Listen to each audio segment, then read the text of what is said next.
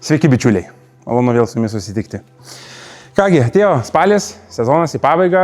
Labai džiaugiamės, kad mūsų didieji laineriai šią vasarą džiugino ne vieną jaunąjį, sudalyvavo nemažai vestuvių. Primenam, kad šios didžiuosius ir gražiuosius automobilius jūs galite išsinuomoti savo šventėj mūsų puslapyje vestuviautomobiliai.lt, bet jeigu norėsite, jūs galėsite visada juos išsinuomoti. Su Lincolnu yra šiek tiek darbų likę pasidaryti, per žiemą susitvarkysim, su Cadillacu irgi suplyšo vairuotojo sėdynė nuo didelio eksploatavimo, tai tą irgi susitvarkysime. Labai smagu, kad rugsėjai sudalyvavome Cars & Coffee renginiuose, buvo Pakruojo žiedas, Bucket Listo ir Overdrive'o renginukas, buvo Vilniaus auto muziejaus ir Retronil renginukas. Apie šios renginukus jūs galėsite pamatyti, kas nematėte šioje nuorodoje, tai yra prieš tai mūsų buvusiam epizode Cars & Coffee. Labai smagu. O dabar mes ruošiamės, kaip ir dauguma automanų, jau naujajam sezonui. Kaip ir minėjau, štai mūsų baltasis M3. Šiek tiek pavalytas, šiek tiek patvarkytas, laukia tolimesnių darbų. Jeigu pamenat, šis automobilis apdegė, šitoje pusėje matosi tokie vieni iš didžiųjų nukentėjimų, tai va čia viskas yra apsvylę ir žinoma visas kėbulas. Visas kėbulas, kaip matote, yra pasidengęs degėsis, kurie dėja neatsiplauna, tad bus viso automobilio dažymas. Variklio skyrių mes šiek tiek aptvarkėme. Jisai jau dabar atrodo tvarkingesnis, sutvarkėme elektrą, automobilis užsikūrė, važiuoja, tačiau, kaip matot, visi šitie nauji plastikai, kurie buvo sudėti, lempos, va čia viskas yra apsvylę, va tokiais degėsiukais ir kiek bandėm juos valyti, dėja jie nenusivalo. Bet, kągi, šitas automobilis tikrai man patinka, yra labai smagus, tad kitam sezonui mes jį tikrai paruošime. Pats salonas, jisai, kaip matote, išsivalė, ganėtinai švarus, tikrai ganėtinai geriau atrodo, negu aš tikėjausi. Išsivalė, aišku, yra pažeidimų, kurie turbūt neatsivalys, bet ką padarysi, slengstis, dar porą vietų, bet vėlgi šitie dalykai susitvarkys. Bet svarbiausia šio automobilio dalykas, kurio mes taip pasilgom. Tas garsas. Nežinau, ar girdit, bet garsas toks malonus, toks smagus. Tad vien dėl šio garso ir dėl šitą automobilį verta sutvarkyti. Tad, kaip ir minėjau, kitam sezonui jisai bus tvarkomas. Kiti mūsų automobiliai vėlgi eina žiemoti didžioji dalis, o žiemos automobiliai baigimi jau tvarkymo darbai. Audi yra keičiamos lubos, nes nukrito. Lincoln Town Caras, mano mėlynasis, tai vis dėlto perdažom mes priekį, kurios tas spalva skiriasi, tai dabar vėl nurinkom, kaip matot, perdažom, noriu sutvarkyti. Dar turiu irgi keletą kitų idėjų, kurias tikiuosi įgyvendinsiu iki sezono pradžios. Chrysler Imperial ir, kaip matote, daromas aptarnavimas, pakeisti tepaliukai, kaladėlės, stabdžių diskai, tarpinės. Šis automobilis jau yra paruoštas, nupoliruotas ir stos į garažą, lauks sezono. Kaipgi sekėsi mūsų kabrioletų nuoma? Taip įdomiai. Ne taip gerai, kaip mes tikėjomės, tačiau vis tiek po truputį žmonės išsinuomoja, bando, džiaugiasi. Šitas Porsche sudalyvavo keliose vestuvėse, tai irgi yra labai smagu, kad ne tik savaitgaliu žmonės pasirenka šios automobilius, bet ir jaunieji pasirenka šitą gražios spalvos geltoną bokseriuką, papuošiant savo vestuvės. Kiti kabrioletai, tai Sabas, Corvette, Jaguarai laukia savo eilės, po truputį yra tvarkomi. Šį sezoną mes jų nespėjome sutvarkyti, bet jau labai nedaug liko. Corvette salonas jau perinktas, padaryti visas aptarnavimas, dabar elektrikas dirba, Jaguaras raudonas laukia jau dažytojų. Techninė dalis viskas sutvarkyta, o baltas Jaguaras dar laukia savo eilės. Jeigu pamenat, mūsų raudonasis žaibas Cadillacas, tai žinokit, nelabai sėkmingas, jisai šį sezoną mes kiek ten tvarkėm, tai vis išlenda kažkas, tai tas sugenda, bet vėlgi tikiuosi, kad bus sutvarkytas ir kitą sezoną, kitais metais tikiuosi jau jisai galės ramiai važiuoti. Saba žalias, viskas, jisai beveik paruoštas, nupoliruotas, sutvarkytas, kaip matote dabar ratukai yra nuimti, jie yra perdažami ir iš esmės jau jisai bus sutvarkytas. Tad, kaip matote, automobilių atvykusių iš Amerikos, jeigu tu nori tvarkingai susitvarkyti iki galo, tikrai užima laiko. Didžioji dalis automobilių, kaip matote, užima ne vieną, ne dvi ir ne tris dienas, tad netgi savaitės, o kai kurie net ir mėnesius. Bet būna išimčių. Apie vieną išimtį aš norėčiau papasakoti ir plačiau parodyti štai čia. Tai Nissanas 200 SX.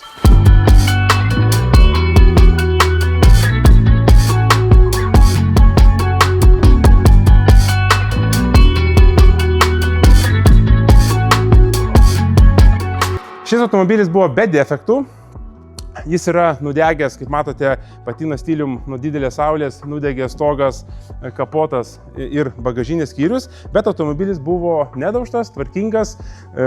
Tad ką mes atlikom? Jisai kada atvažiavo, pasikeitėm tepalus, pasikeitėm kitas smulkmenėlės, pasikeitėm žvakes. Čia yra 4 cilindrų 2 litrų varikliukas. Įdomus faktas, kad jisai turi net 8 žvakes. Tai yra po 2 žvakes ant cilindro. Pats kėbulas, sakyčiau, ledinis. Visiškai ledinis, tvarkingas. Jeigu pasižiūri, blizga. Aišku, mes ne taip įtikrinom. Mes įtikrinom ant keltuvų, pasikėlė, viską žiūrėjome. Tai tikrai nustebino, koks gražus ir tvarkingas šitas automobilis.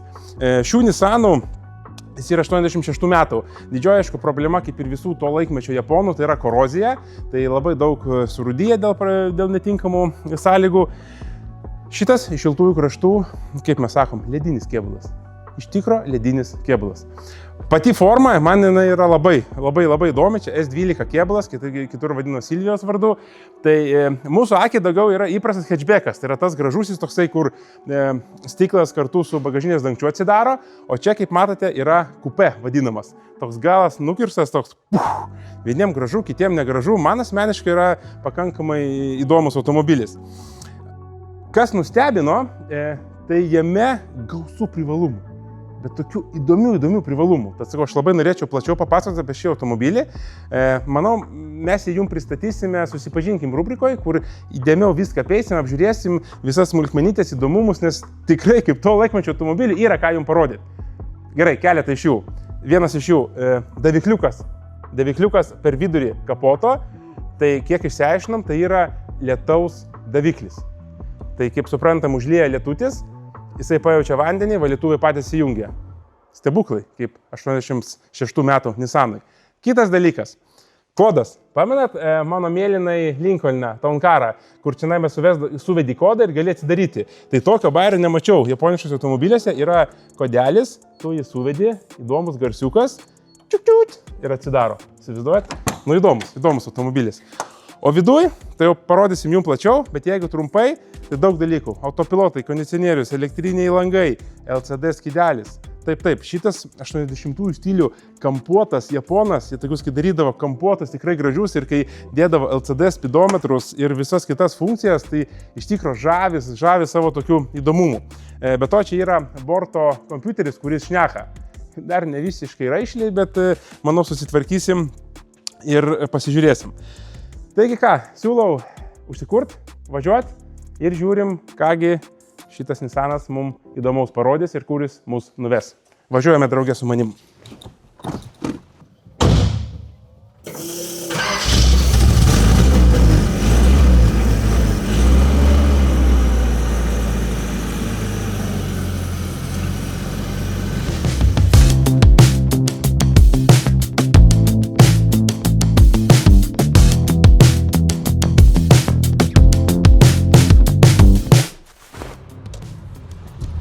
Pats važiavimas kaip ir senam Nissane. Įdomus, šiaip traukos per akis.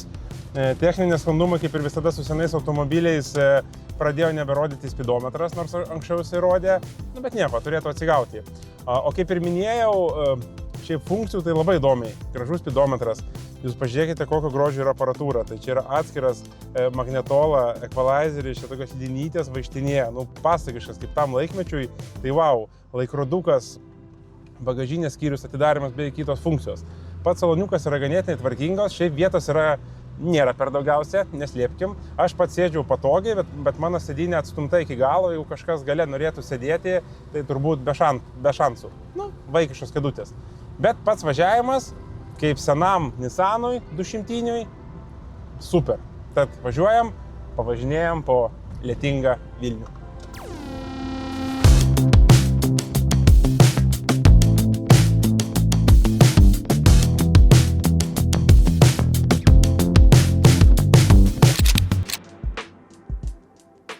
Atvykau Atvykau apžiūrėti Skyline'o, kaipgi jis laikosi. Taigi matote, yra naujas bamperis paruoštas GTR, nesenai tvarkėm, bet vis dėlto nepavyko sutvarkyti.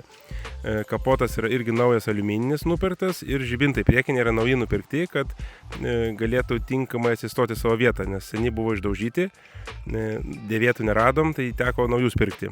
Senieji žibintai buvo ksenoniniai, bet naujosius teko paprastus pirkti, ksenoninių vietų nebuvo, ir naujų kaina jau labai kandžiasi. Tai vat, jau žibintukai įdėti, tai šiaip pakankamai gražiai viskas suvestas, sparnai, kapotas, sakyčiau, pakankamai dailiai atrodo. O taip buvo prieš žibintų įdėjimą.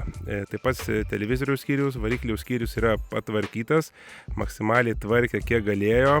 Dabar, kaip matote, išvaizda nėra labai graži, taip tokia įvykusi po didelių muštynių bare. Bet atsilygino, viskas tvarkingai, lygų, eis pas dažytojus, šiek tiek pagražins, pamaliavos ir bus viskas gerai. O čia norėjau dar jums parodyti, yra lempų laikikliai. Nepavyko surasti dėvėtų arba naujų, tai teko senus atgaivinti pagal žibintą ir tokią kotletuką visą pasidaryti. Įdomus dalykas, kad pats žibintas, jisai gal tvirtinasi gal 5 vietose, tai pakankamai daug vietų su maža galimybė klaidom, tad reikėtų viską gerai pasidaryti, kad priekis būtų lygus ir tvarkingas. Taigi kebuliniai darbai su Skyline'u jau į pabaigą eina, turėtų kitą savaitę važiuoti pas dažytojus ir tikėkime, kad per kelias savaitės šis gražuolis bus nudažytas, paruoštas tolimesniem veiksmam. Labai smagu.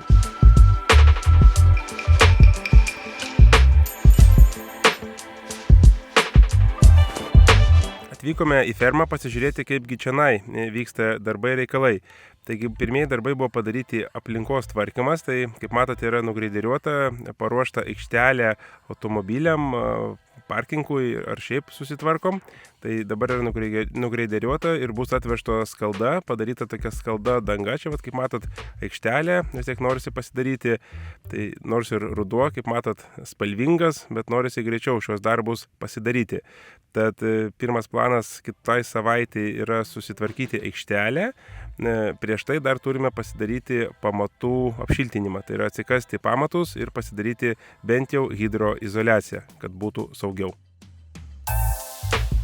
Čia kitoj pusėje fermos, kaip matote, pasidarome privažiavimą iš kitos pusės, kad būtų, irgi yra atkasta žolė, kadangi fermos viduje jau vyksta paruošiamieji darbai, tai kai kurie automobiliai yra išvaryti į lauką, šalia stovi pamatų zonai, tai jie čia turėtų stovėti, manau, kokį mėnesį pusantro ir bus įvaryti atgal.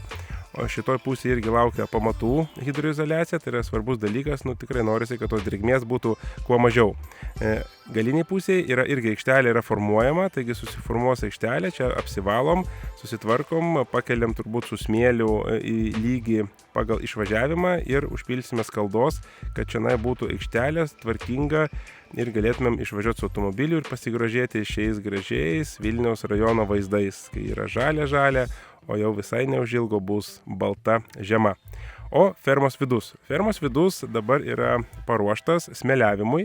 Tai yra dalis fermos lubų yra smėliuojama, nes yra padengta senovinės kalkiam, baltom ir tokio kalkių likučiam, kuriem yra kenksmingi dažam, jie vis šiek tiek byra, šiek tiek trūpa, tad norisi turėti tvarkingas lubas. Plotas yra didžiulis, tai dabar vyksta smėliavimo darbai, dažymo, ir labai tikiuosi, kad bent jau pavyks kažkiek su grindim pajudėti šį sezoną.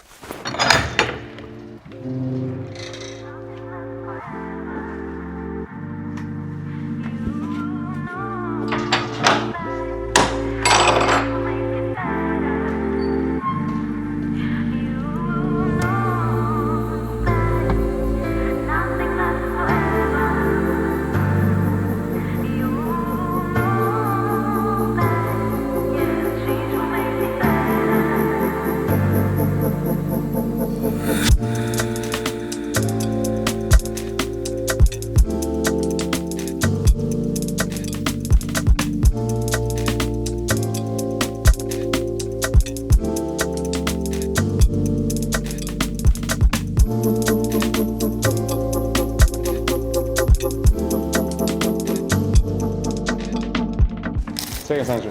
Sveikas, Juliau. Praeitais metais, atsimenu, šitoje vietoje filmavom tavo Cressidą ir Century, kai kalbėjom, kai Cressidas dar buvo prieš visus patobulinimus, dabar mes esam čionai. bet esam šiek tiek kitokiom aplinkybėm. Planavau šiemet nieko nepirkti, dėja nepavyko. Kai pamačiau Andžiaus Instagramui story, kad ketina parduoti Cressida, tai negalėjau, neatsispyriau. Tai va, tai įsigijau šį nuostabų automobilį. Andžio, galėtum papasakoti ir priminti, kokie pakeitimai buvo nuo praeitų metų padaryti jam? Iš tikrųjų labai daug pakeitimų įvyko, jo, nes buvo serija, kai buvom susitikę čia, po ta serija buvo garaže, tai rodžiau, ką per žiemą prikaupiau, ką planuoju padaryti. Tai daugiausiai darbų įvyko pavasarį šių metų, tai buvo pilnai perdažytas automobilis. Taip. Ilgokai iškoti, sudėti veidrodėliai, panaikinti veidrodėliai čia, perkelti čia. Ratlankiai jau toj serijai buvo tie patys, tik jie gavo truputį restauravimo, taip pat užsidėjo apdailos, tai kaip slenkščiai. Tai... Čia tėvas ir juostas? Ne, čia yra originali, čia yra aftermarket ir dar tokie vat šonai. Aha. Tai yra būtent šitam modeliui skirti tais laikais 80-ais tos apdailos, sudėti va tokias, kaip čia vadinti, langų vizorius, deflektorius, bet jis vientisas, vairas, spidometras, digital spidometras. Elektrinis spidometras sudėtas. Elektrinis spidometras ir dar visokių smulkmenų, kaip išmetimas, tada dar irgi buvo truputį dėmesio į techninę dalį, tai pakeistos visos varikliai esančios tarpinės. Tai ta prasme, nes buvo nupirktas visas komplektas, tai dabar nei lašo, niekur nebėga. Variklio skyrius gražus, po to gal dar pažiūrėsim. Taip. Ta prasme, tai jau nekalbu apie ten vairo, tai prasme, diržo komplekto keitimo su vandempompom, švaktodžiais ir taip toliau. Tai svarbiausia buvo atliktas dar tarpinių pakeitimas, nes po tiek laiko naudojimo, visur buvo kažkokie tai nubėgimai, prasisunkimai tapo. Ir aišku, vizualiai matosi visi lipdukai, tas visas toksai išbaigimas, gražiai, nesek, mėlynas salonas, eina iš karto irgi mėlynas kontrastas ant balto, tai taip labai gražiai. Čia tavo idėja, ar iš kažkur tai nusižiūrėjai šitos? Taip, tai yra mano idėja, tai realiai iki pusės vasaros atvažinėjau su visiškai clean baltų kėbalo. Ir kažko man trūko to tokio akcento. Ir jo, aš pagavau tą tokį idėją Instagram'e, net ne šito automobilio, visiškai ant kito, kitų spalvų. Ir supratau, kad reikia tų metų, tai būtų tokio Shakotan Highway Racer, tų japonų dizaino, būtent kad dėrėtų su salonu. Tai ta prasme, mėlynas atspalvis. Dėrėtų prie, ko dar nepaminėjau, tai tokie turbofanai. Šitie turbofanai aplamai yra skirti, kad aušinti stabdžius, bet su tokiais ratlankiais.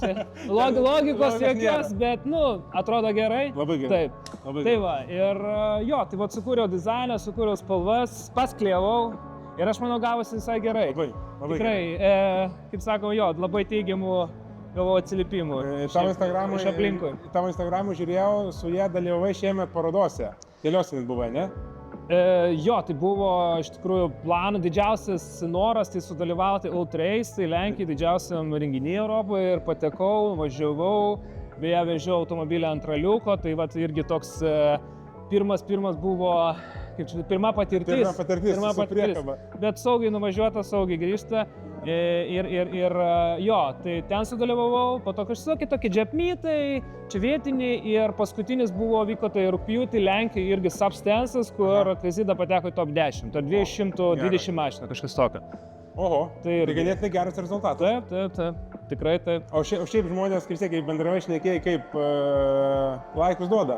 Patinka? Visiškai, ta prasme, pakeliui į Lenkiją, kai važiuoju savo eiga dabar į Lodzę, kur vyko, tai mes važiavom naktį, tai nebuvo furistai, paprastas mašinas, aplink kitų jos, jie tave pamojoja, papise, fotografuoja, labai teigiamas emocijos, labai. Tavas žmonėm patinka. Kodėl? Nes visų pirma yra pusė žmonių, kurie nežino, kas tai per automobilis, kas tai per modelis, kelintais metais jis buvo sukurtas kam ir kokioje rinkoje. Nes vis tiek, tos jo formos, veidrodėliai, ratlankiai, išklijavimas, tas bodykitas tikrai tokio išskirtinumo ir žavumo duoda, kur išskirtinis automobilis atrodo. Taip, ta prasme, 80-ieji. Visiškai, vaibas visiškai, tos spalvytės, žemumą, wow. Jo. Ką, Cressida važiuos toliau, tikiuosi saugiai ir atsakingai prižiūrėsiu, o pačio planai ateičiai turi nusižiūrėti kokių nors įdomių projektų?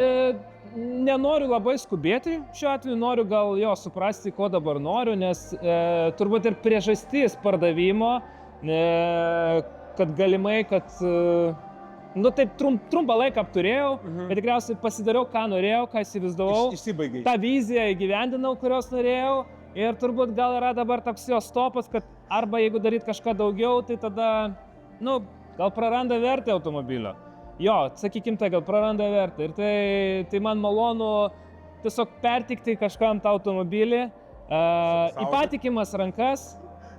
Kartais yra gerai nematyti automobilio, bet kartais tam tikrais šiuo atveju yra labai gerai, nes aš matysiu renginiuose, jis bus Vilniuje, jis tikrai bus mylimas, prižiūrimas ir tai tikrai negaila. Jo, nes norėčiau vis tiek palinkėti, žinant, kaip tu savo Lexus, savo Sabę pasidarė, kaip Cressida pasidarė, tai tikrai tikiu, kad tas ir trečias automobilis, nu, nuostabus bus. Įdomus, išskirtinis, irgi galimai japonas. Galima, viską galima.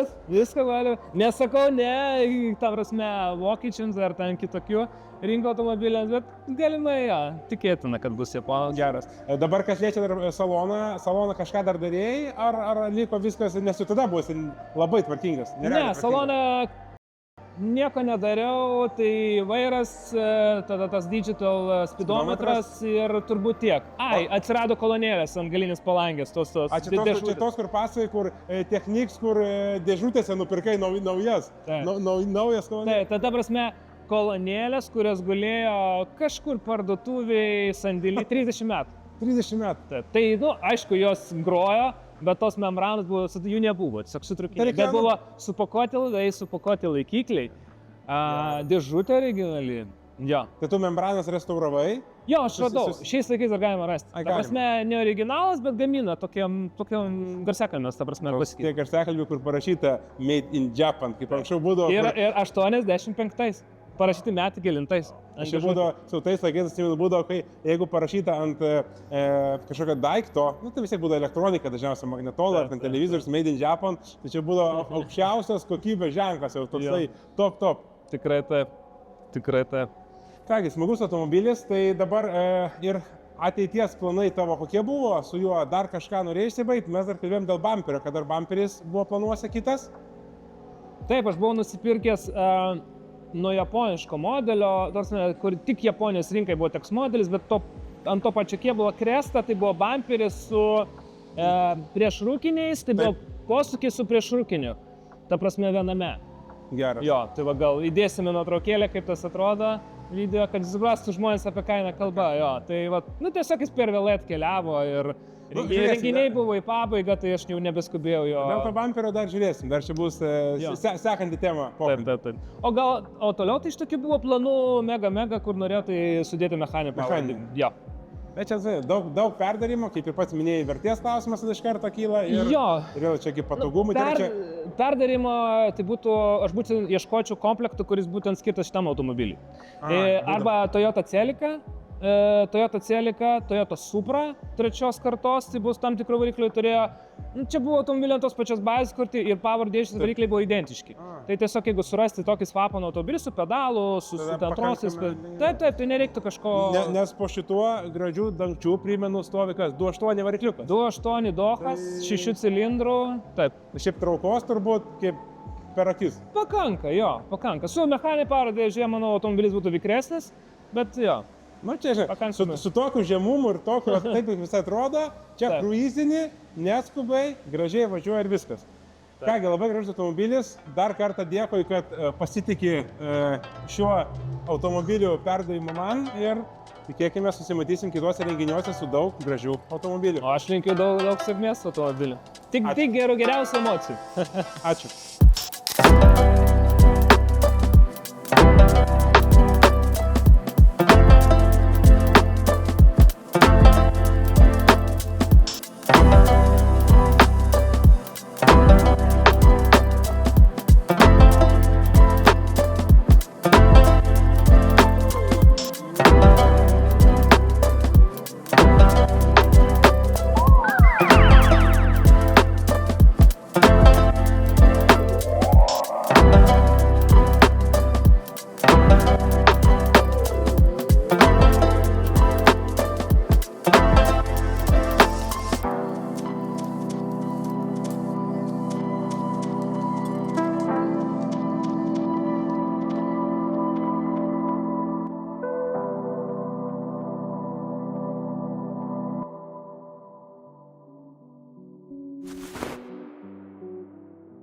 Ir smagusis Japan Meeto uždarimas, sezono uždarimas, kuris vyko e-komercijos miestelį prie Detailed Place.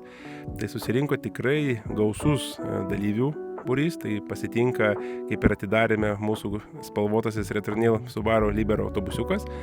Ir susirinko tikrai gausus žiūrovų, gausus dalyvių būrys, buvo daug įdomių automobilių, kaip matot ir Cressida jau mūsų šioje serijoje matytas, tai labai gražus automobilis lauks kito sezono parodų.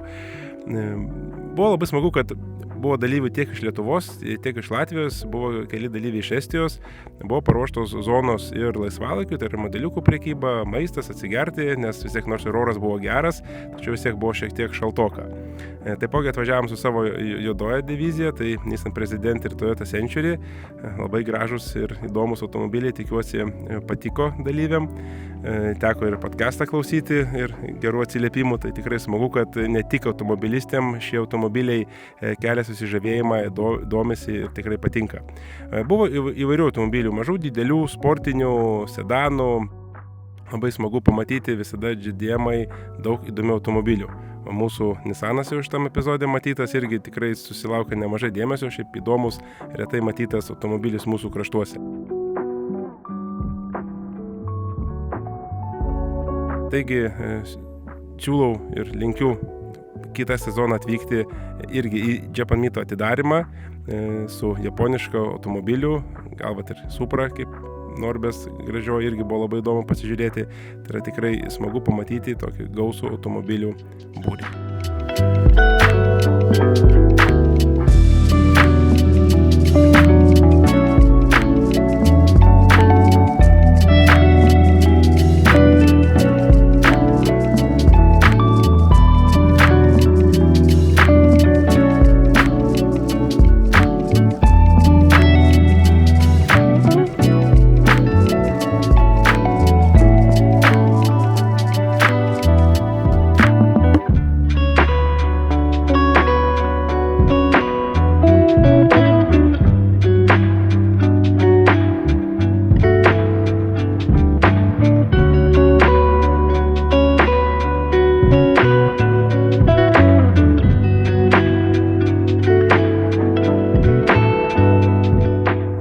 Norėčiau pasidžiaugti tikrai, kad labai kyla visas lygis renginių Lietuvos automobilių pasaulyje ir kaip matot, netgi irgi sezono uždarimo metu galėjom išvysti vienoje vietoje 4 super automobilius GDM-us. Tai yra labai smagu, kad šie automobiliai yra Lietuvoje ir gali džiuginti mūsų akis.